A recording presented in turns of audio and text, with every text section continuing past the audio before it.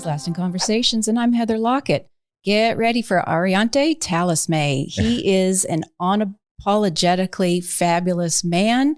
He's a young person here in Florida, although he's about to fly off into other pastures. I won't say greener pastures, but they will be. And he is an artist, a teacher, a brand all his own, which he's going to talk to us about. And he is a sweet and a love. And one of the things that I had talked about in my promo of the purpose of this whole show is defining who we are as a human and undefining who we are as humans. And so this sweet soul is about to walk us through his life as a beautiful human and how he's reimagining how we all as a society can treat each other with love and respect and just have a lot of fun. So Arionte, welcome.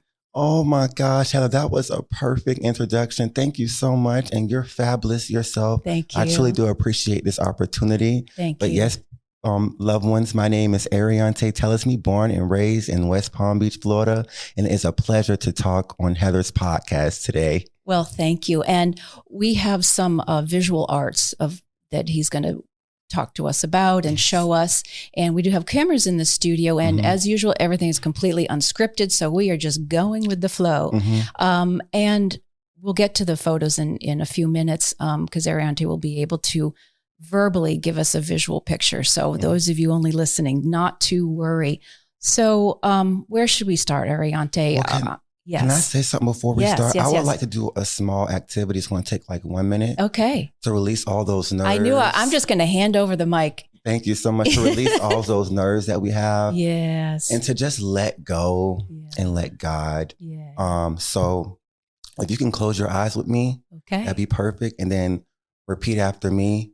Okay. We're going to inhale from our nose, exhale from our mouth, and repeat after me. I am strong. I am strong. We're going to inhale from our nose, exhale from our mouth. I am enough. I am enough.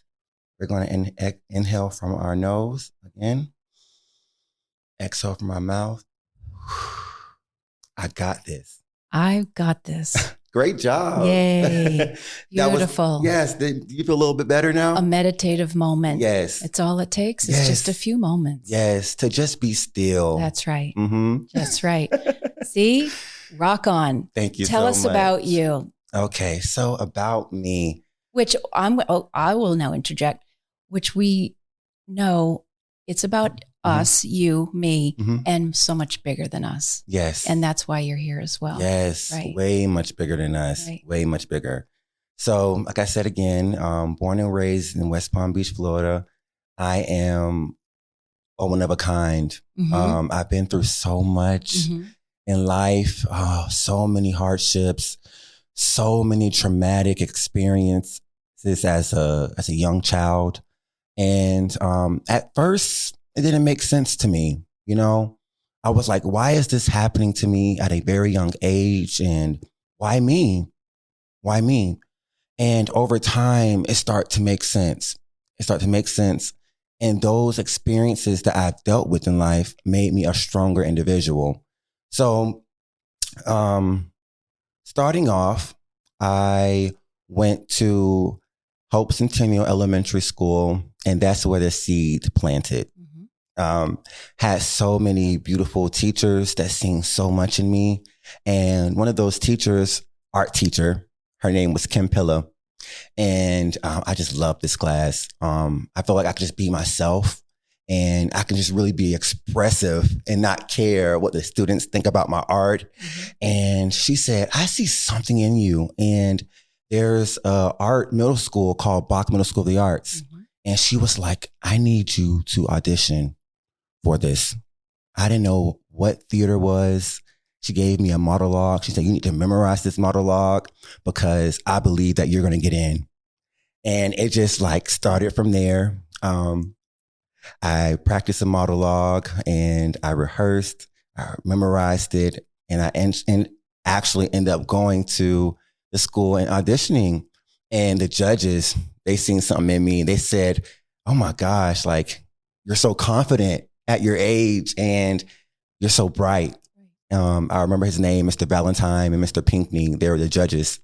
And I auditioned in front of them. It was beautiful. And a couple days later, they gave me a call and they said, I got in.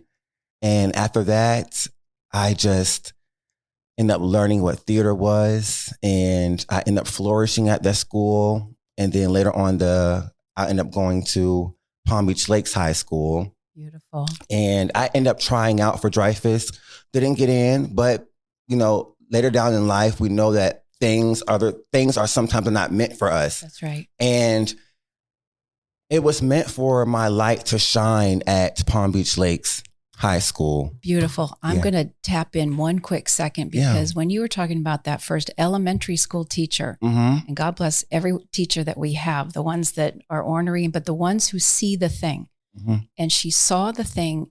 And as you said, that she said to you, I need you to try out. I need you to go to this school.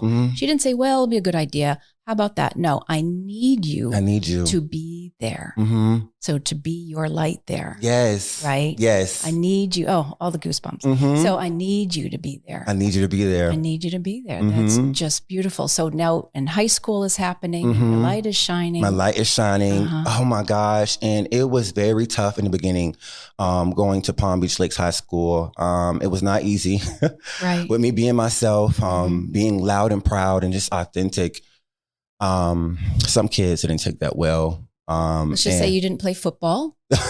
Definitely did not play football. Right. But definitely, I gotten bullied, I got harassed by a lot of students. And did you know who you were then? Or was there a certain coming out to yourself time within high school, as all of us are? It's a giant transitional phase for us, middle school, high school. Was that part of that whole scenario for you?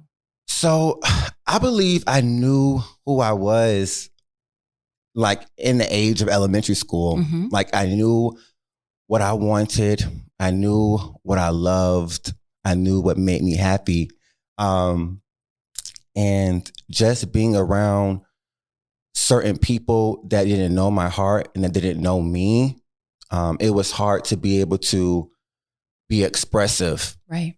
So when I did get to high school, I really truly feel like the beginning of the stage of high school, my light it was dimmed a little bit because I had all the confidence in elementary. When we're in elementary school, we really don't care what people say. We're just full of confidence, That's right. But when I got to high school, I feel we get to play recess in elementary school. Yeah, we get to play recess. We get to play and have art classes and gym classes. We get to play and have recess or even nap time for the little ones. Right. Where by middle school, there is none of that. Right. There's not even art. You don't, it's all work. Yeah. It just kind of is. And God bless the extracurriculars or some of the other activities, but there ain't no more recess. No more recess. More recess. Just play around and just be free and just be a kid. Right. Yeah. But yes, it was tough. And I feel like my light was dimmed a little bit, but then I just had a moment where I was like, my sophomore year, towards my junior year, I was like, I do not care what people say about me. I am going to shine as bright as I can. And I did. I went to school in wigs. And I was just so full of joy. I was in so many organizations. I was in Black Student Union. I was the co-founder with the LGBT community club that we had reached out in our school. It's called Rainbow Rams. With Miss Carlisle, she's one of the teachers, was the founder of this beautiful, beautiful organization for the LGBTQ plus community. And then also I was Mr. PBL, the hype man pep rally. And I just continued to flourish. And so you did football. It just... in the fabulous, fashionable way. I know. Well, not football. No, not football. The hype man. So at pep rallies, there's like a hype man and a hype woman. Yeah. Oh yeah.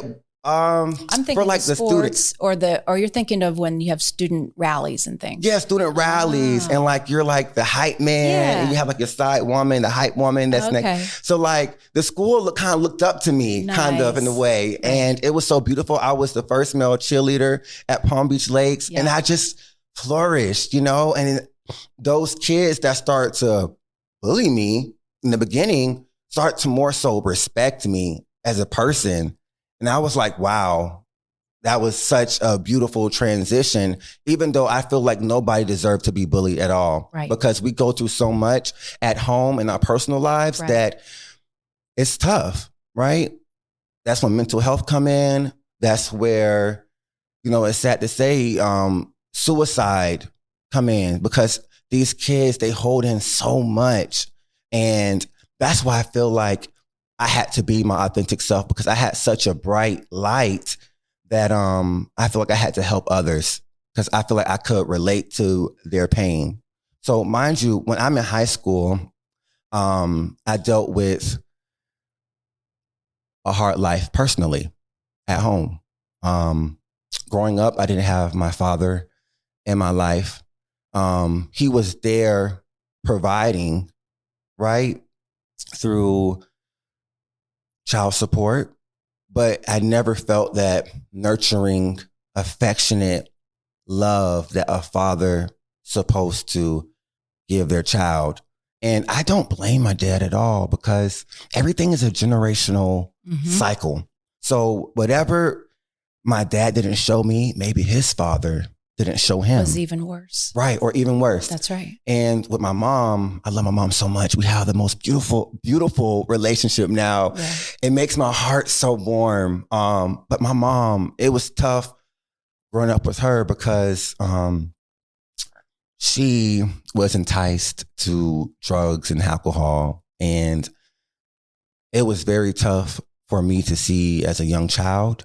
And I didn't receive that love and affection that I needed as a child from my mother, and sometimes I felt lonely. Sometimes I felt like, I'm just being transparent. Sometimes I felt like just letting go, and all throughout this time, I was in high school and even middle school, I was dealing with this as well too. Right. I was putting on this facade, like everything is okay. And I think that my humor and me just being myself and people just loving me, I think that was, of course it was a facade, but it was actually something that helped me cope with what I was going through, helping other people, making other people feel good, making other people laugh, bringing other people joy, shining my light onto other people. I felt like that was my safe haven in a way. And over time, yes, that was a beautiful moment to be able to, or a beautiful experience to be able to help people out. But I felt like over time, with me getting older, I was suppressing those feelings that I was going through as a young child and through my teenage years and just being abandoned from my parents, And I say, I don't blame my parents at all. That's their journey. You happen to be in their river. Right. And everything, like I said, is a generational cycle. Right. I don't blame them. Me and my mom have the most beautiful relationship now. I prayed so much and God made a way, and me and my mom have the most beautiful connection, nurturing, affectionate connection I could ever ask for. She have definitely recovered from drugs and alcohol. I'm so proud of her. And I just got to give it to God for making a way. So yeah. And then after that, after high school, I ended up going to college, being first generation.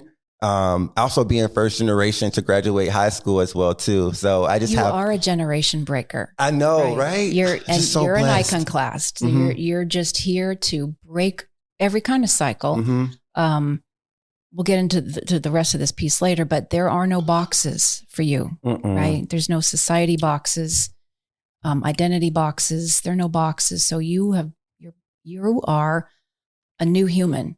which Thank is you. breaking all the kinds of cycles. Thank you so much. Thank you. Yeah. Yeah. So like I said, and again, thank you for that. Like I said, I went to college. I went to FAMU, Florida Agricultural and Mechanical University in Tallahassee. That's right. Representing. I love my school so much. That's right. But before that, I actually went to a community college. Okay. I went to Tallahassee Community College first. That's right. Because I didn't make it into my dream college in the beginning because my SAT scores were low. Mm-hmm. And that's perfectly fine. I wanted to say that because growing up, I had an IEP plan. I was entitled as an ESC student, right. And it's called a slow learning disability. Mm-hmm. And with the disability, I also got bullied for because kids thought I was slow, kids thought I was dumb. Mm-hmm. And honestly, I just kind of didn't understand, like, I didn't ask for this, right? I didn't ask for this. Well, it's hard enough when we can't do the schoolwork ahead of us. Mm-hmm. I was very, very much the same way. Right. It's one thing. So we feel bad enough about ourselves, but then to have some taunting or have it from somebody else isn't helping. Yes. But that's great that you were able to have an IEP so that a teacher could see there is light here. Right. Your future is very bright. Mm-hmm.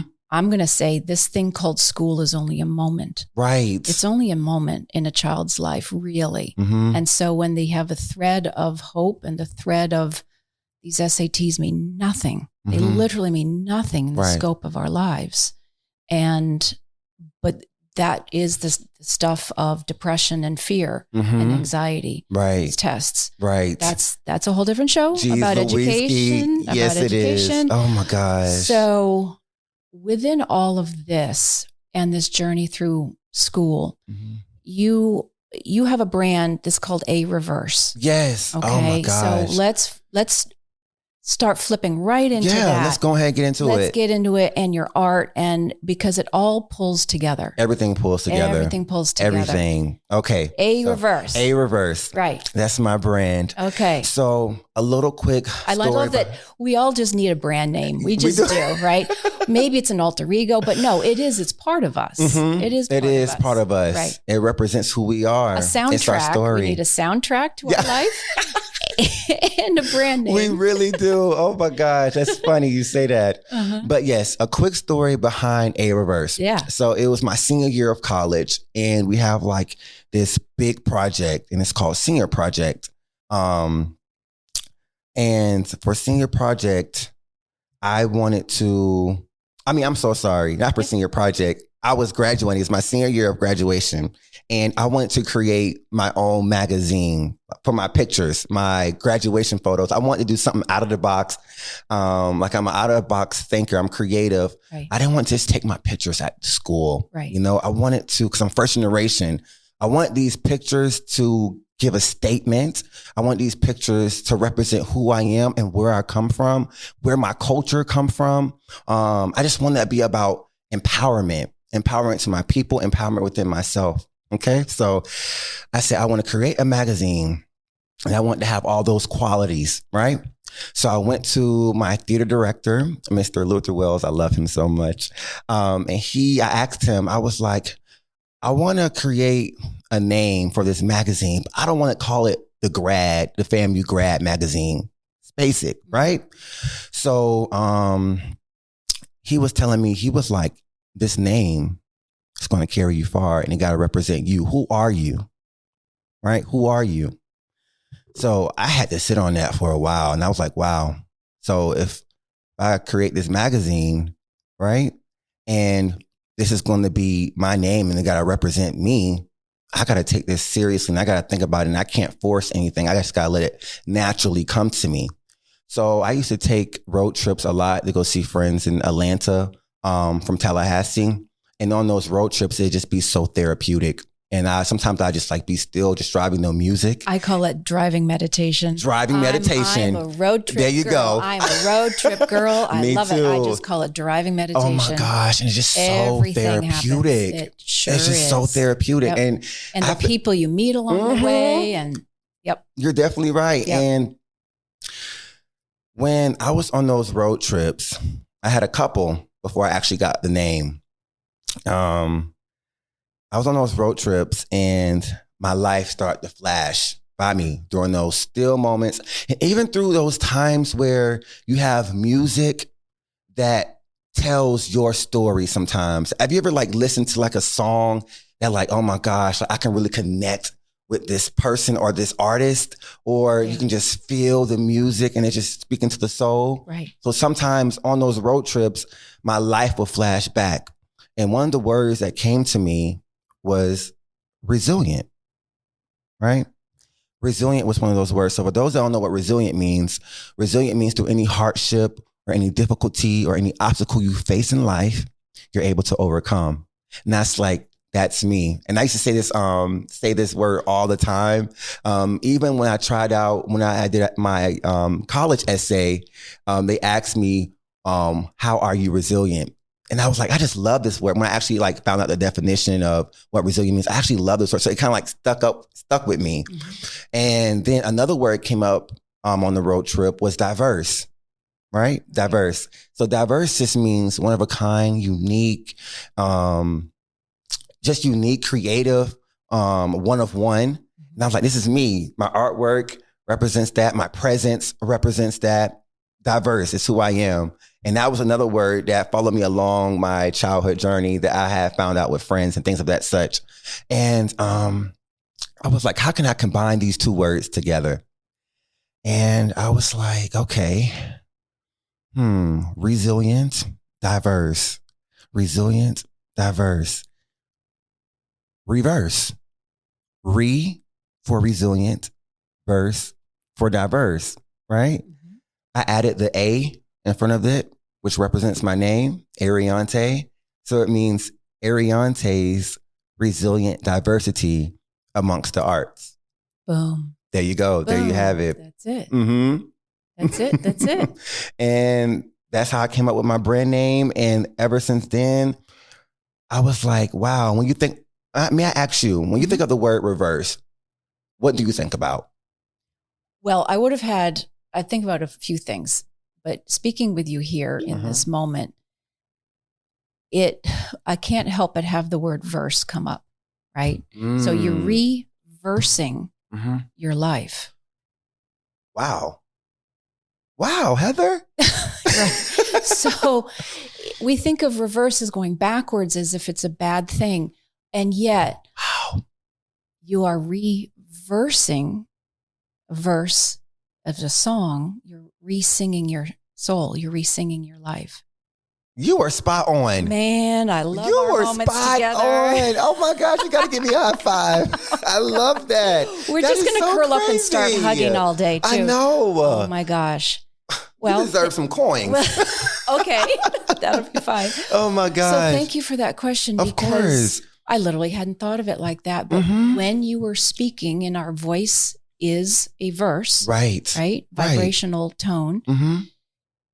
You are reversing the song of you. Right. So with the diversity, that is you. Right. So that is so beautiful. Yay. And it's so crazy that you just got that right spot on. Sometimes like when you think of like a shooting arrow, you go back. Right. You need that. It feels like you're going backwards, but you're just getting bowed up. Yes. Yeah. And then when that hand lets go, you're just flying. Boom. Right? Yep. So that's what I think of as reverse.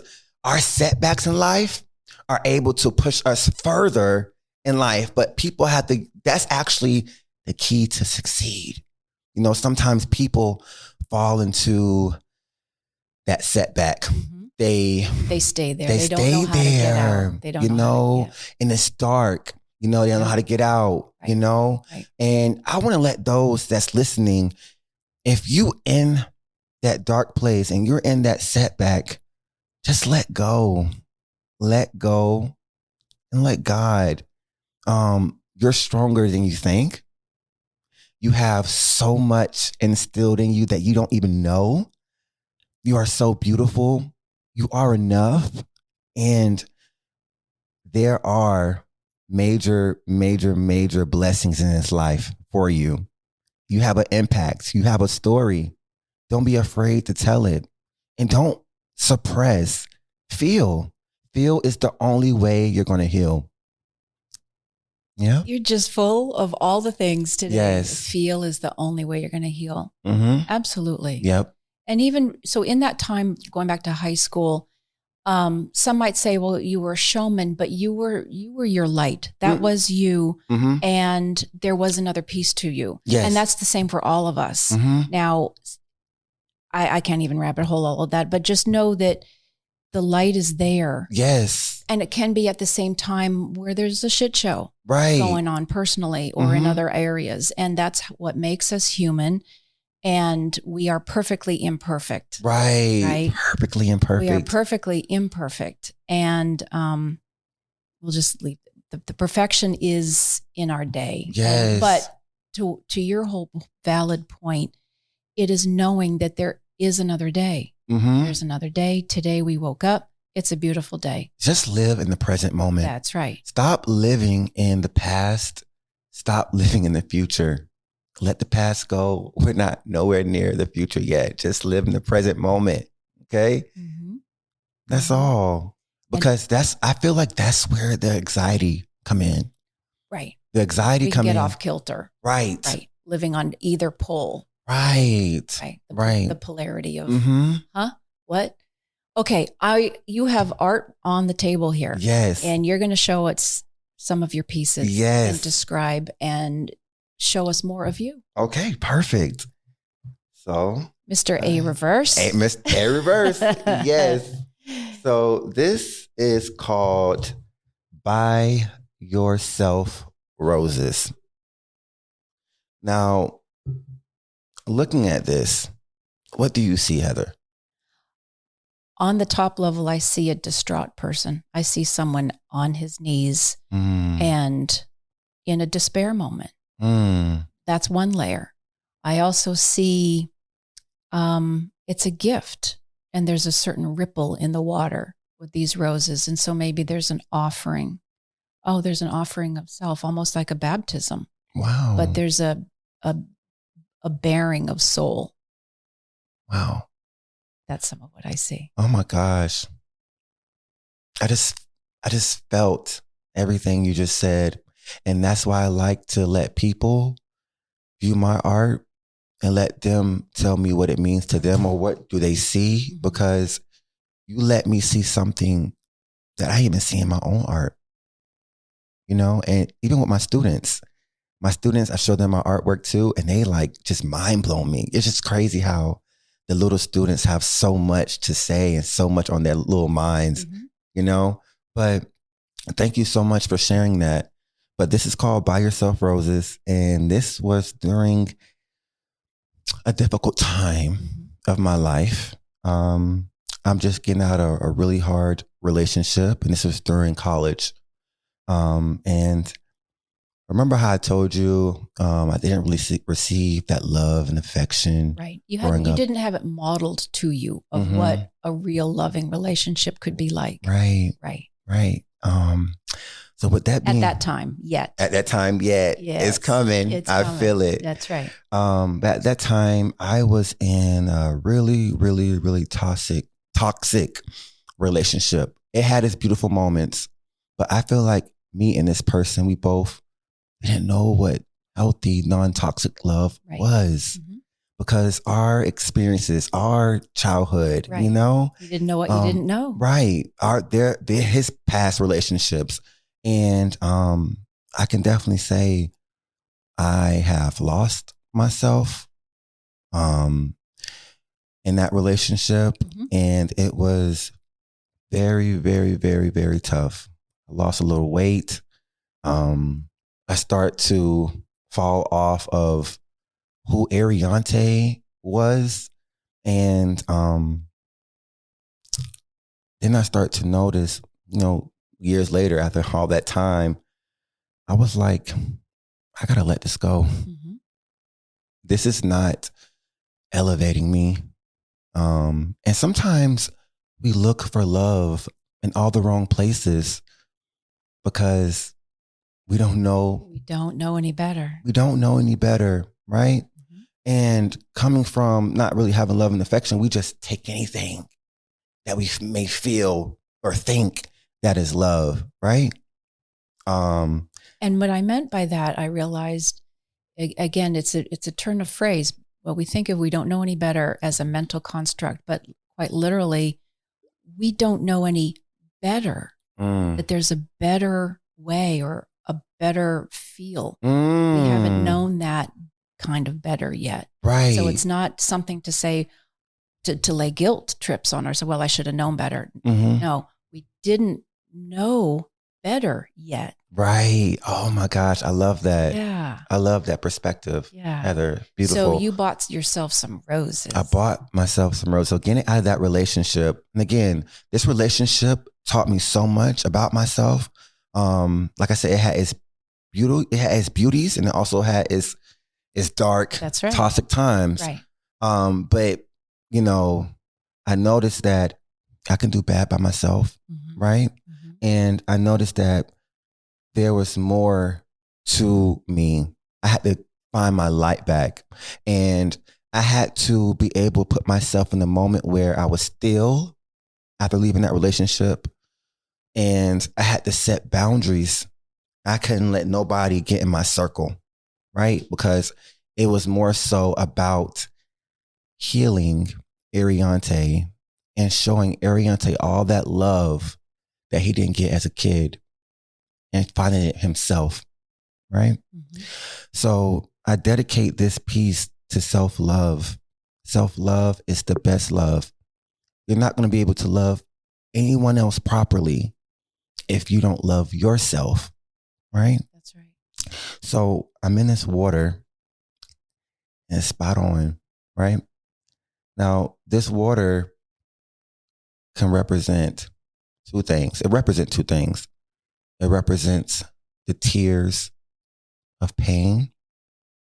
Now, self-love is not an easy journey.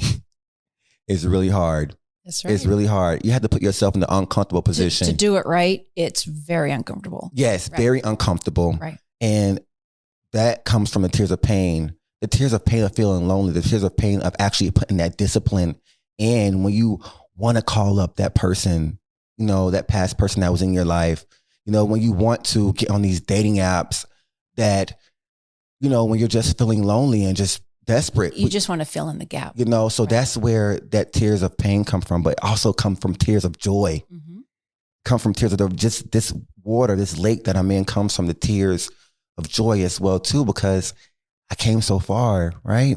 I love myself so much that it's like, now I feel like I'm unstoppable, right?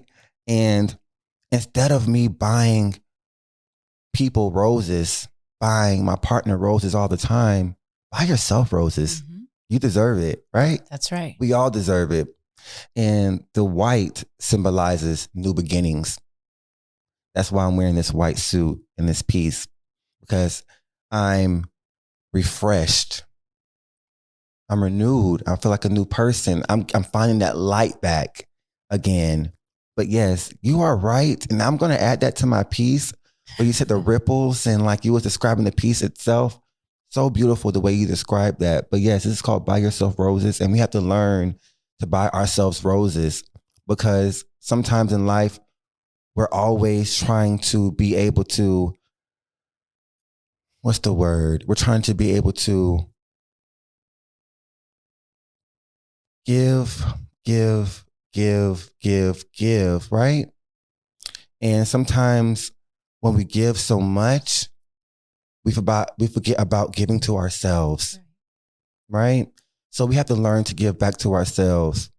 And we have to also learn, being in a relationship, you have to learn how to be able to be free, right? You have to be able to fly, can't fly hooked on together. You have to be able to be free.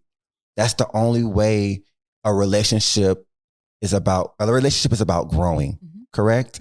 And if you're not growing in a relationship, it's not a relationship. Friendship, actual intimate relationship, if you're not growing in a relationship, it's not a relationship. I don't know if that makes sense. Well, it does make sense. And your arms were flying. They were making the flying motion, because so each individual can fly, spread their wings, do their own sovereign being journey. within any relationship, how to do that as separate people, yet together as united. Right. That's the trick in the journey. And I felt like, speaking to what you just said. Right. Perfect. Right? And I just feel like that problem is like, we were just always too much. It was we was together too much. Right. There was not that free time to be able to feel free. Right. You know, there is a term called of enmeshment, when we can just suck each other dry without having oxygen to breathe. Right. Right. Felt like I was suffocating. Right. Right. Felt like I was drowning. You see? Right. But now I'm getting out of that water. Right. You know, I'm breathing now. Right. I feel refreshed now. Okay. I'm reaching for those flowers. Those are my flowers. Those are your flowers. Those are my flowers. That's right. So every day, get some flowers for yourself. I did have that. I had a Valentine's where I hadn't been single. I was together with my high school sweetheart through into first husband, second husband. So from 14 to 50.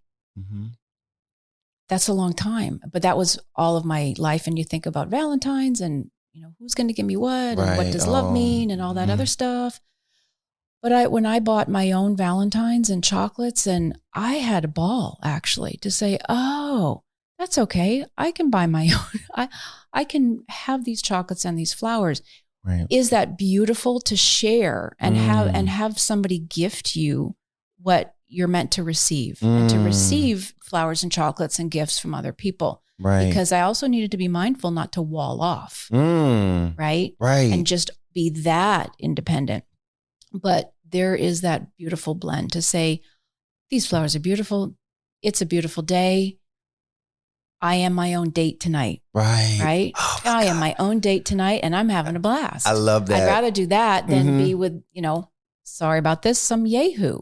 Right. That part. And nor do I want to be the yahoo. That's the other trick. Oh, wow. Like, I don't want to be that. So anyway, again, that's a whole nother topic for a whole nother show. I love that. I want to see a little more of your art. All righty. Yeah, thank you so much. Thank you for that one. Let's see. Pick here.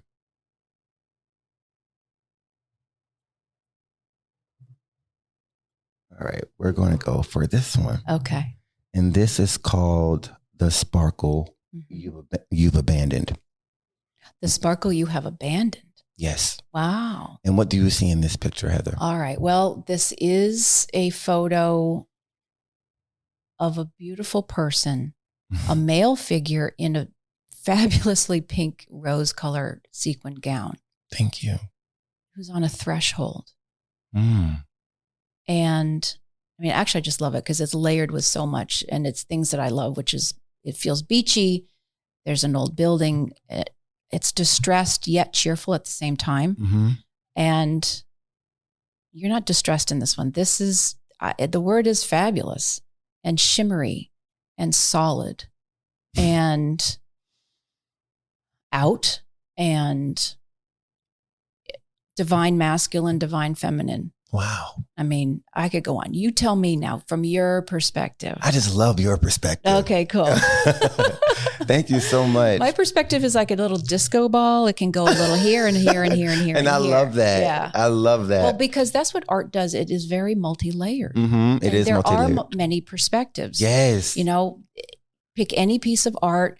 You love it, you hate it, you resonate, you don't. Who sees what? Is Mona Lisa smiling or frowning? Right.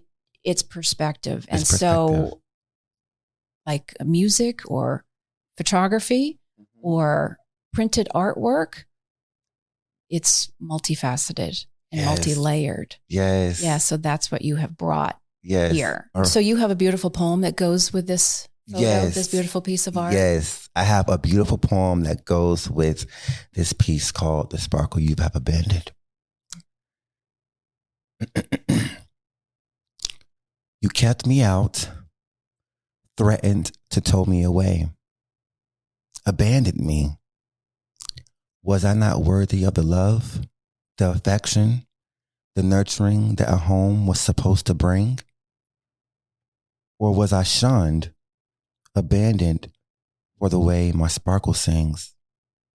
You caught me wearing dresses that covered my bruises, love of excuses, punches to the chest for the flip in my wrist and the twist in my hips. Darkness was shadowing this home. My light within, my sparkle, was forced to shine on its own. My sparkle, it somehow grew after the abandonment. It loved you hard, spread joy, art, light, strengthened this home with nothing in return but heavy tears at night. Abandoned, but my sparkle never left you. Abandoned, but my sparkle has forgiven you. Dear to my LGBTQ plus community, I know it's tough. I've been where you've been. Please remember the sparkle that you have and never let anyone or anything take that away from you. Feel it, see it, hold on tight to it. That sparkle is how we survive. I see you and I love you. That is the poem of The Sparkle You Have Abandoned. Amen. I mean, we'll just have a moment with this for a second. Mm-hmm. Thank you. And that photo really does represent the poem. Which came first, the photo or the poem, as a matter of fact? So the picture, the visual came first. Okay. And when I looked at the picture, that's when the flashbacks of all the flashbacks, the childhood trauma and what I actually felt from the home that I lived in through my childhood felt like. And that's where the poem came after. Including the home itself. So that's where the home in the photo, the house itself could be bulldozed and taken away, right? Just again, with the perspectives, the multi-layered, right? The beauty. Mm-hmm. There's a blue sky and some white clouds kissing each corner of this golden frame as well. Right. So yay. This piece is ouch and yay. I'll call that, that's brutal. That's my gosh. So that word came to me literally the moment a friend of mine had passed away. There was shattering. It's brutal. And yet the exquisite light that was also happening in the freedom, right? So moments like this and that piece can represent something that's brutal, where it's both at the same time. It's brutally and exquisitely amazing, right? And hard and ouch and yes. Which goes back into my word reverse. That's resilient, right? You know, that brutal part of the hardship, but then that beautiful part of the strength that you gained through that hardship, right? That's right. Oh my gosh! But this is one of my favorite pieces.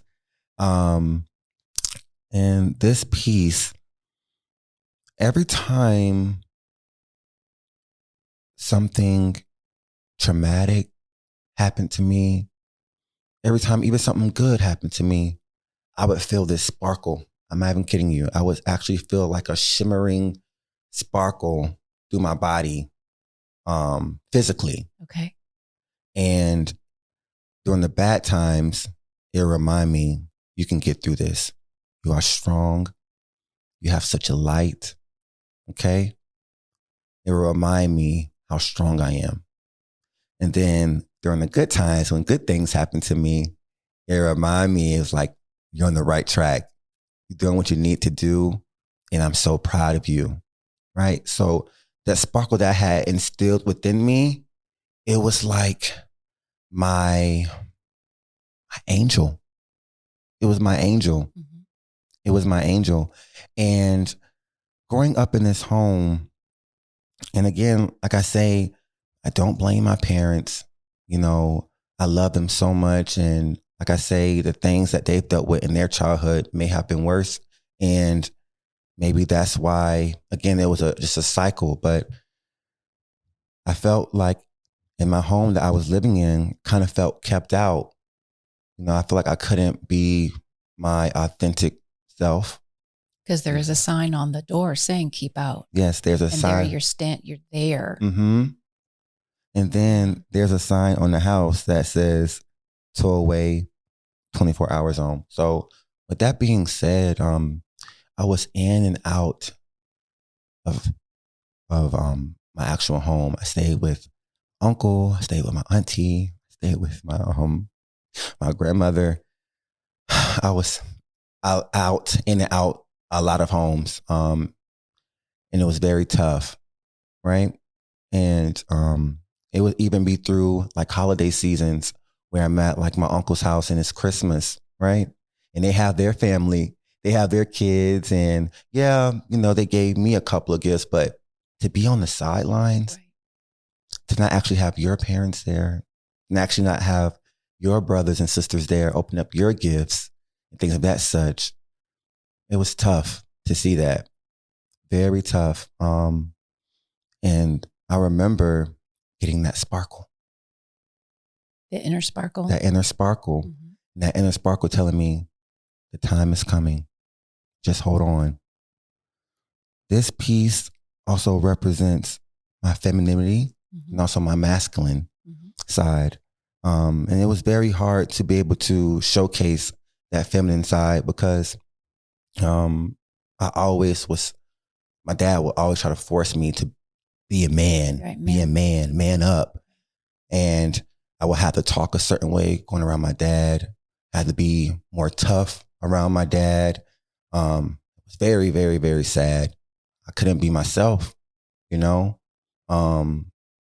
and I felt like he kept me out from being my authentic self, right? Mm-hmm. And over time, this wasn't just the home that this place represents. This also represents daycare as well too. Mm-hmm. Daycare, when I was in my teenage years, daycare was hard for me as well too.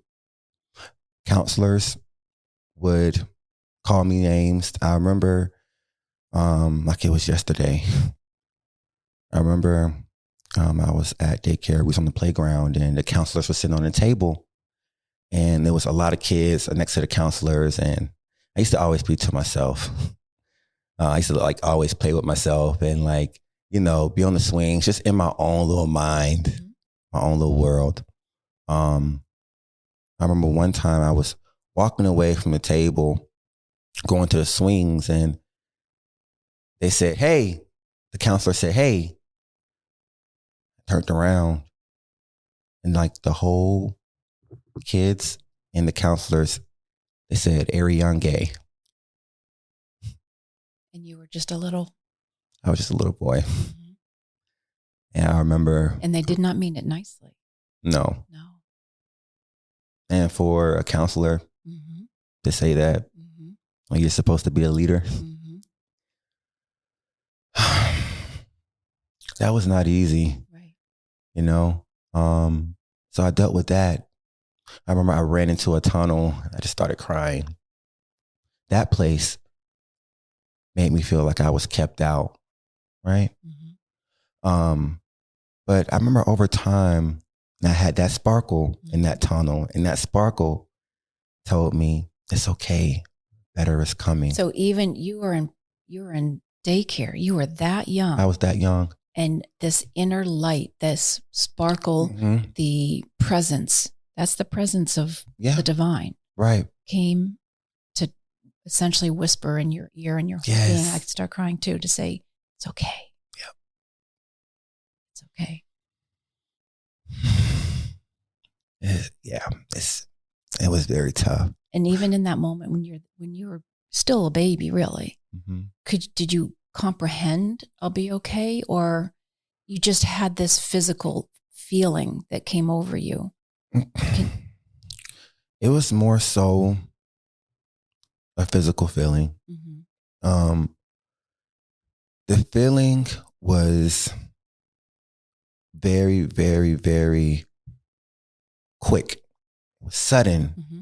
It'd go from my head down to my shoulders, down to my chest, down to my legs, down to the tip of my toes. And it'd be so quick. So it wasn't a feeling that I can feel like, oh, I feel comforted now. I can hold on to this moment until like the pain go away. No, it's just like a quick reminder. And then I would have to actually feel all that pain, all that sadness in that moment by myself as a kid. Right. So it was just a sudden moment to remind me. So it was like a quick lift up. And after that quick lift up, it was like, oh, I'm back in this moment again. Right. But throughout time, I noticed that those experiences that I've dealt with, it made me a stronger, sturdier person, right? And it made me to be able to shine regardless. Shine in front of your father. Shine in front of your mother, right? If your sparkle had to sing on its own, let it sing on its own. Because at the end of the day, it's just you, Arionte. Nobody else. And I prayed so much about it. And God just instilled so much strength within me. And now I'm just sparkling everywhere. You know, I feel so good. I feel like I can get through any circumstances. And I still have this sparkle to this day. I actually had the sparkle on my way here. Yeah, you did. And it was a good sparkle. It was not a bad sparkle. It was a sparkle saying you're on the right track. That's right. And you're glowing. Yes. You're gaining all that light back that was dimmed down throughout your life, you know, through those traumatic experiences, through those toxic relationships, through those childhood traumas. And, you know, I'm not even going to lie. I'm still dealing with those childhood traumas. You know, it's a step at a time. You know, I did get my therapy. I did get my counseling. But it's all about timing and just embracing the time and just living in the moment, you know? So, yeah, I'm just very grateful for this piece. And it's not about the house being abandoned. It was more so about the person. Right. Not about the house, the person. And I really hope that whoever is listening to this, if you're in my shoes, again, better days are coming. Do not let nobody dim your light. Do not let nobody dim your light. You sparkle. You sparkle bright. And you sparkle unapologetic. Oh, Jesus, help me out. Unapologetic. There it is. That's right. How you say That's a mark of a good thing, actually, when 1,000 things are happening. Unapologetically. Thank you. Right. We're not going to apologize for who we are. Right. We are here. Right. We are here. And we are very different. This is a different timeline right now. We are all literally experiencing a different timeline. Yes. And that's okay.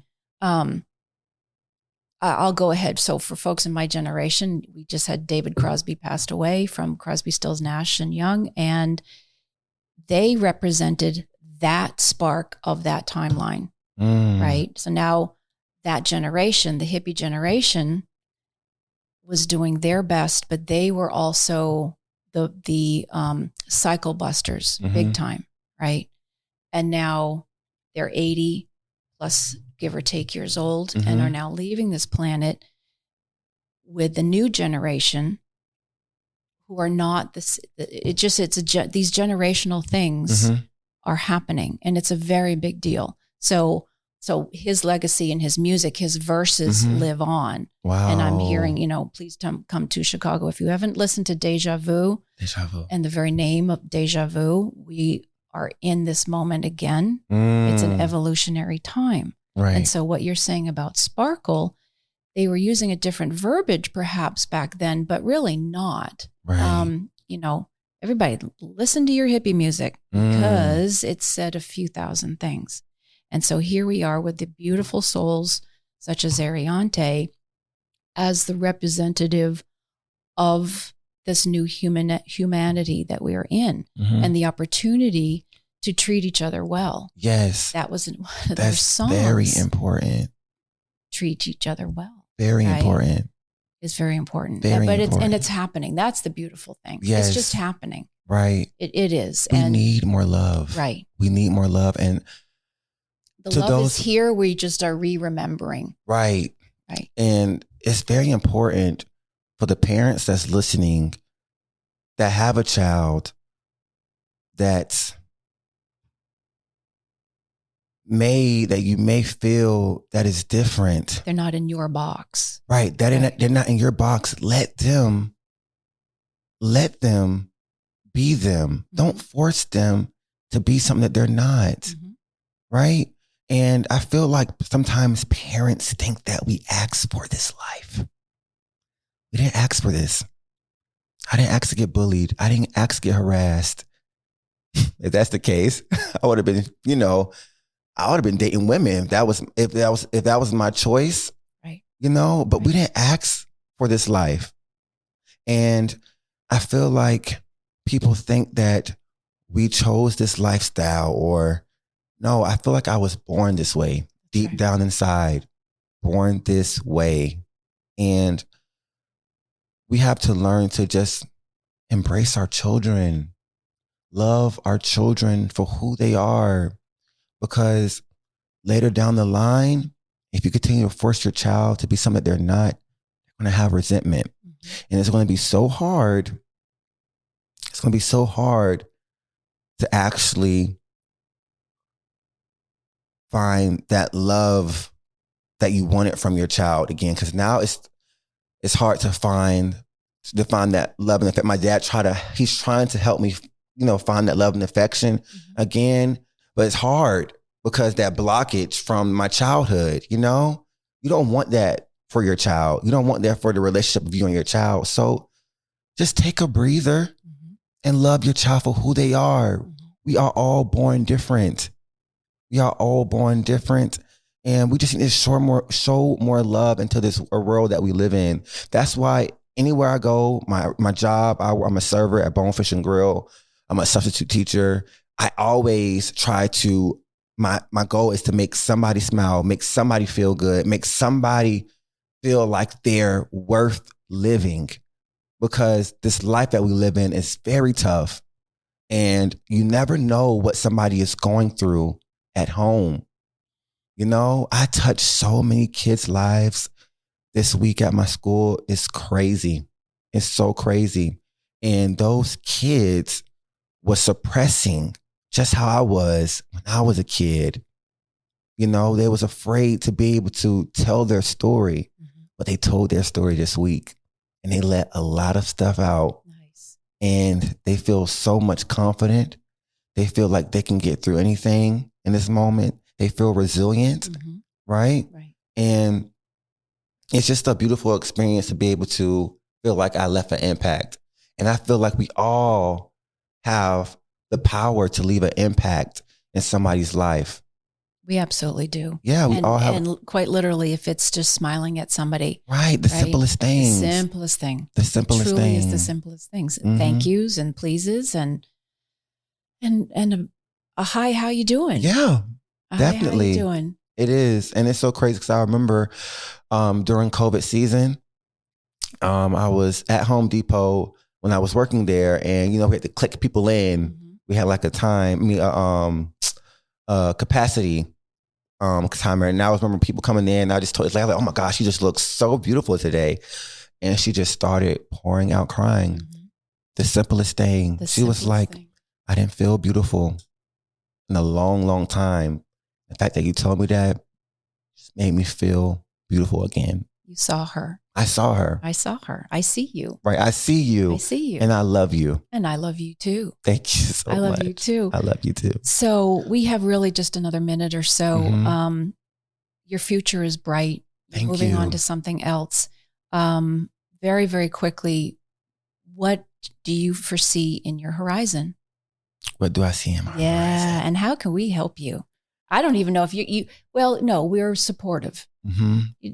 It's supportive. How can we just follow your light? Continue to be able to let me tell my story here. First off, thank you again for this opportunity. I feel like us as human beings, we go through similar situations. Little do we know. Little do we know. We go through similar situations, right? We're all in this together. Yeah, and our story can be able to help or heal somebody. Right. And maybe today I did that, Right. you know? And I just want to say that my goal is to be able to leave an impact on this world through my artistry. I want to be able to actually create my own museum for real. I want to put people in my museum who is resilient through their diversity, right? Hopefully one of these days I come back and I just have a story that's going to make this world shake. Make this world shake and make this world feel like they have a place on this earth. Because some people don't feel like they have a place on this earth, and it's really sad. But yeah, what I want from you is I want to continue to keep telling my story here. And I'm just very grateful for this opportunity. And I'm very grateful that you let people be able to tell their story here, because you're giving them an outlet. And you, little do you know, you're saving lives. You're saving lives. This podcast is saving lives. And I'm just so very proud of you. I'm so very proud of your helper here on the end. What's his name? Richard. Richard. Yes, yeah. Richard. Because you're saving lives too, man. That's right. And thank you again for this opportunity. What you're doing is so beautiful. Thank you. It's really beautiful. Thank you. It's resilient. Oh my gosh. You know, I don't even want to stop, but we will for today. And what did you say? Shaking the ground or making the ground shake? You are a mover and a shaker. Shake the world. Yes. Shaking the world. Let's shake the world.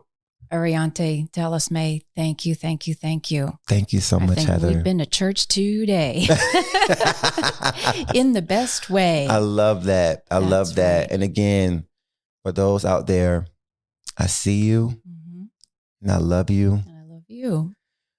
Continue to stay strong. You got this. Let go and let God. Don't suppress.